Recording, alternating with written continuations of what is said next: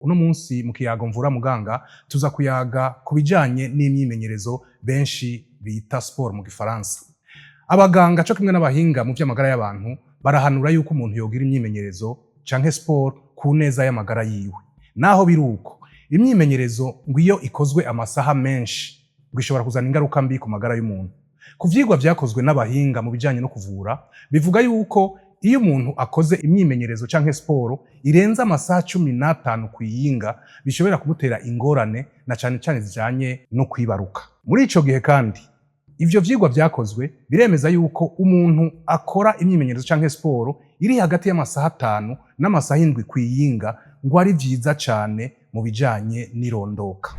Ico kibazo mubajije nivyo ivyo bibaho mugabo bivana ku mpamvu ndabisigura.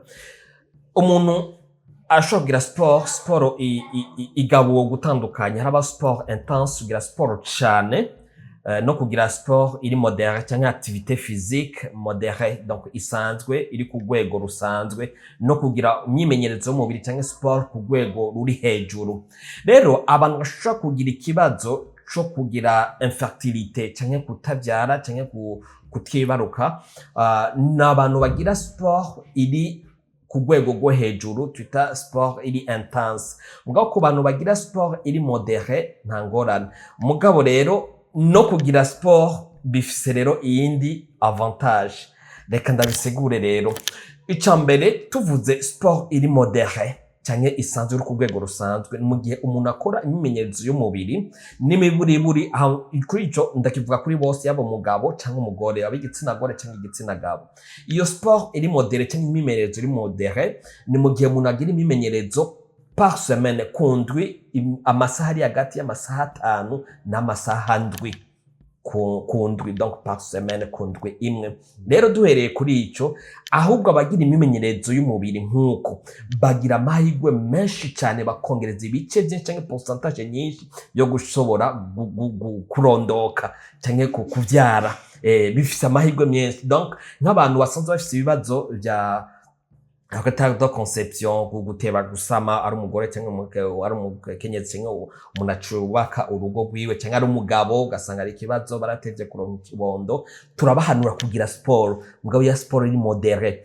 Kuko hari icigwa cakozwe cabonetse yuko abantu bagira imyimenyerezo y'umubiri sport iri modéré, iyo twavuze iri hagati y'amasaha 5 n'amasaha 7 par semaine kundwi, bisigura yuko bongereza amahirwe y'ibice 18 kwijana byo gushobora kurondoka.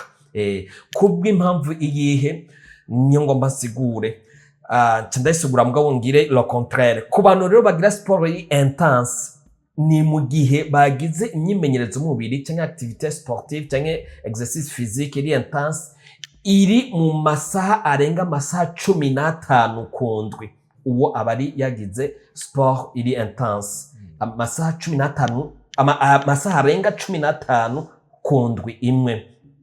Rero iyo etude cyangwa ico cigwa cerekanye yuko abo bagira sport iri modéré hagati y'amasaha 5 n'amasaha 7 kundwi bongereza ibice 18 kwijana byo kurondoka. Mugabo bajya bagira sport iri intense bagabanya ibice 32 kwijana byo gushobora kurondoka. Urumva hamwe birafise avantage sport, ahandi naho nta avantage bifise kwijana no kurondoka. Rero bica bivana, rero iyo avantage iri mu gihe yagize sport iri modéré amasaha hagati y'amasaha 5 n'amasaha 7, mugabo iyo desavantage cyangwa izo ngaruka nazo ziri ku muntu yagize sport nyinshi irenga amasaha 15 kundwi. Umva ko amahirwe yo gusama ari umukenyezi cyangwa umugabo gutera inda bigabanuka ku bice 32 kwijana. Si kuvuga ngo acabe ingomba, umva ibice biragabanuka, ni nkuko iyo pourcentage cyangwa ayo mahirwe maze kugabanuka bishobora kuziramo nyene kudashobora no gusama cyangwa gutera iyo nda. Rero ni kubw'impamvu iyihe, kubera iki abantu bagira sport iri modéré bashobora kugira kongereza amahirwe yo gusama. Icambere duhereye ku mugabo, buriya sport cyangwa imyimenyerezo y'umubiri irongereza, umva turi muri sport modéré, concentration ya spermatozoide muri sperme. Buriya mvuze sperme cyangwa spermatozoide, sperme igihe umugabo aranguye amabonga yabubatse akuze imibonano mpuzabitsina bijya bisohoka vyitwa sperme. Mugabo irya sperme sizo nyezina imbuto, muri irya sperme rero hagizwemo n'ivyo twita spermatozoide, nizo mbuto nyezina, akaba bigizwe n'ivyo twita liquide seminale, ni ibizi canke liquide ituma za spermatozoide zibaho zigumamo kugira ngo bisohokane. Rero iyo umuntu agira iyo sport iri modere cyangwa imenyerezo y'umubiri iri modere uri ku rwego rusanzwe, birongoreza iyo concentration ya spermatozoide muri sperme, bigatuma haba production ya production ihingurwa ku bwinshi bwa hormone inkabuzo yitwa testosterone dusanga ku bagabo, yentervena cyane cyangwa yongera cyane amahirwe ku bijyanye no umukenyezi kugira ngo asame bivuye ku mbuto z'umugabo, ko imbuto z'umugabo bivana niyo production yo hormone yitwa testosterone ihingurwa mu bice vy'amatestikile mu magara, bigatuma haba guhingura za mbuto tuta spermatozoide. Rero iyo umuntu agira imimenyerezo production ya testosterone iyo hormone iyongereza inguvu mu kongereza za mbuto tuta spermatozoide biriyongera.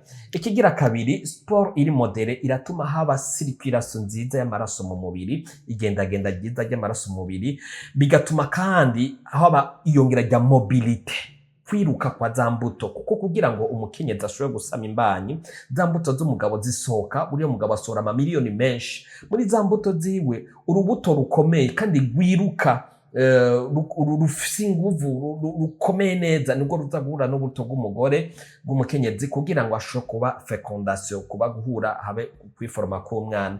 Rero iyo sport modere irongereza iyo mobilite, ko kwiruka kw'imbuto zikaba zikomeye. Ikindi gifasha kuri ya sport iri modere kubijya no kurondoka k'umugabo, nk'akaroro hariho izindi perturbation z'ama hormone, kuko sport iri modere iraregura ama hormone yandi, nk'akaroro irashusha kuregura hormone twita insuline na glucagon dusanzwe tuzibona mu bantu bagwaye diabete, ingwara y'igisukari. Buri umuntu agwaye diabete y'igisukari agira sport biratuma glycemie yiwe, sukari yiwe iguma ku rutonde rwiza, kuko abantu bagwaye diabete ugasanga sukari iri hejuru, biri mu bintu vyonona production ya testosterone ya nkabuzo y'umubiri ituma haba guhingurwa kwiza kwa za mbuto z'umugabo.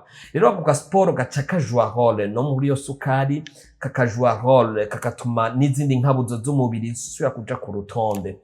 Ico ni kimwe mu bituma umugabo agize sport modere bishobora kumufasha kwibaruka cyangwa gutera inda. Ku mukenyezi naho uti sport modere ifashiki, kubera ko twavuze ati turabe kwa sport modere akararo kabuca, turaba iyo sport intense nayo impamvu izo ngaruka zayo ku mukenyezi cyangwa ku muntu w'igitsina gore.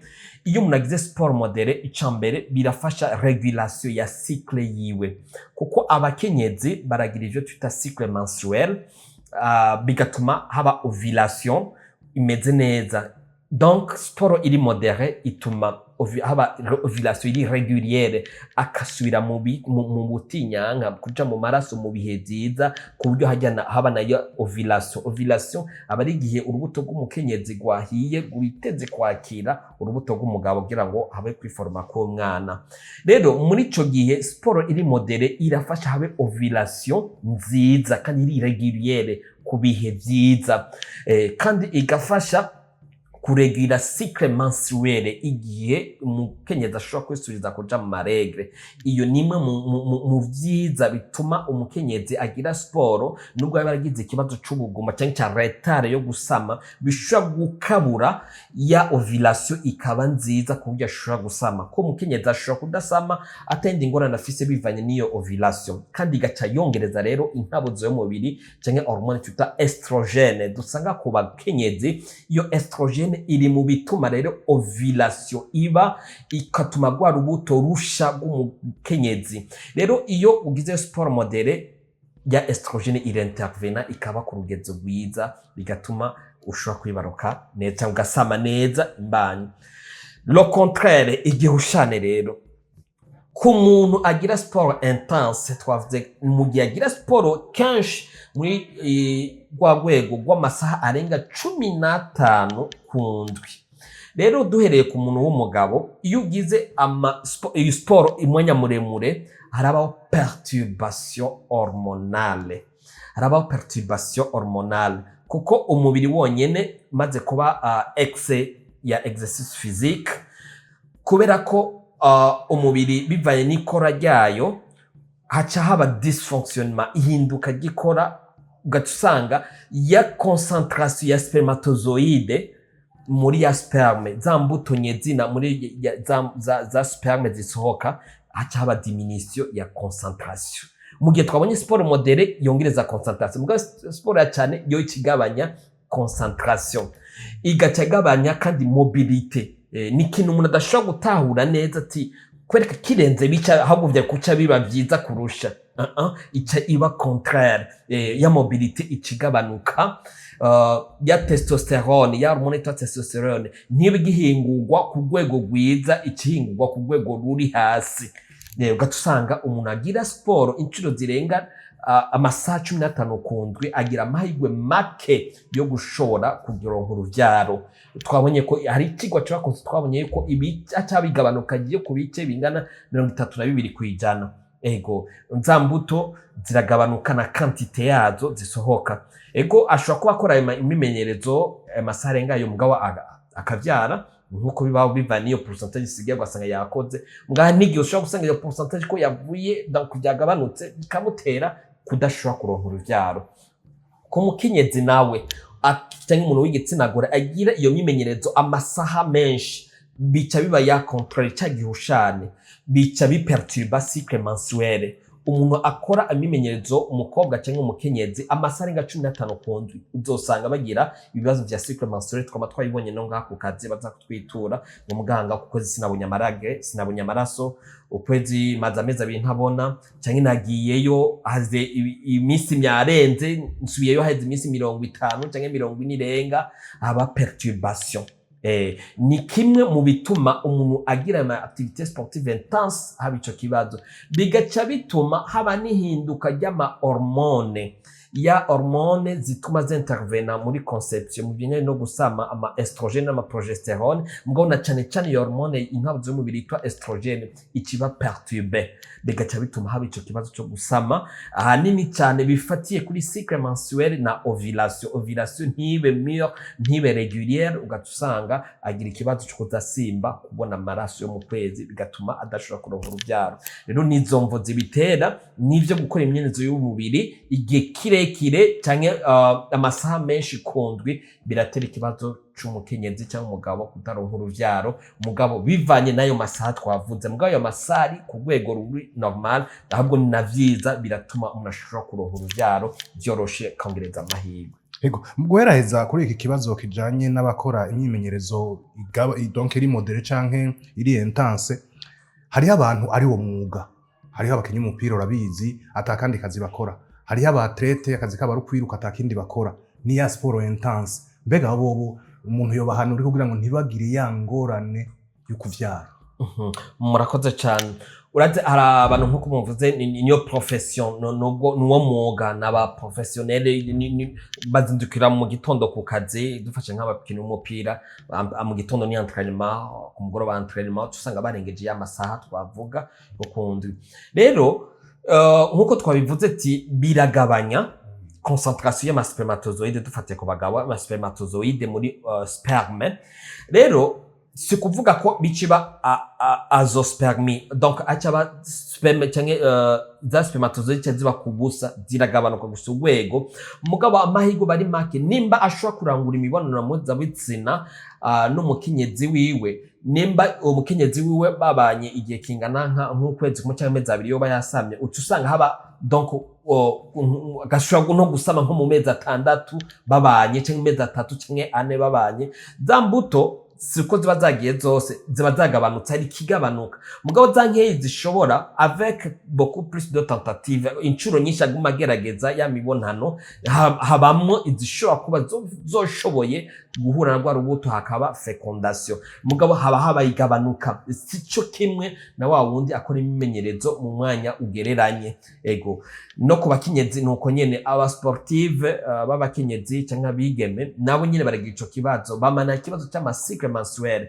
ndafite aba sportive babiri nsanzwe nkurikirana bafite ikibazo cya cycle mensuel igihe cyose bamanyandikira bataje ngaha baranyandikira bivaye n'ibikoko barimo jewe ngo maze amezi 3 ntabona mugabo baracara bigeme nababwira mwebwe rero mwitegure agaragaza kubaka uzogira ikibazo cyo gusama hari imiti bizosaba kunda kwandikira ngo bisubize ku rutonde kandi iyo mpamvu si yindi niyo activité sportive iri intense kuko bica biperturba y'ama hormone bikagabanya ovulation ntibe kandi régulière bigaca bituma haba ico kibazo kijanye no gusama imbani ego rero ico twobahanura nuko ntitwobabuza umwuga wabo bawukore mugabo mu gihe bishitse akagera igihe cyo kubaka bakabona umengo hari igihe kanaka kirenze hari imiti tubandikira yaba ku bagabo hari imiti yongoreza hormone testosterone bisaba ko tubandikira bafata bigaca bituma za nguvu ya concentration y'imbuto nyezi na spermatozoide ziba ku bwinshi